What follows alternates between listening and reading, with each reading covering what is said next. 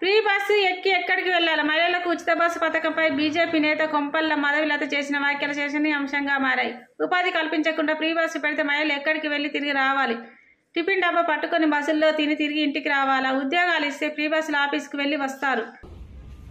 ఫ్రీగా బస్ ఎక్కిన స్త్రీ ఏడబోవాలయ్యా. నువ్వు ఉద్యోగం ఇస్తున్నావా?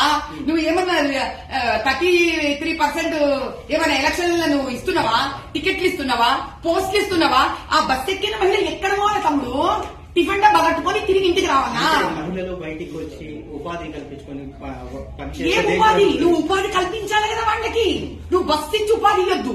ఏం చేయాలి? మనకి డబ్బా కట్టుకొని బస్సులో కూర్చొని తిని వాళ్ళ ఇంటికి పోవాలా? అంటే మీరు మహిళలను అవమానిస్తున్నారా? ఏమంటున్నా నేను? నువ్వు ఉపాధి ఇవ్వు. ఫ్రీ బస్సు ఇచ్చినందుకు ఆ డబ్బా పట్టుకొని ఏడపోవాలానే? ఆ బస్సు ఏడాగాలే? ఏ బస్ స్టేషన్ లాగా బస్సు? ఈ ఉద్యోగం కూడా నువ్వు సహకరిస్తే ఆ మహిళ డబ్బా పట్టుకొని ఆ బస్సు ఎక్కి ఆడ పోతుంది. సరే,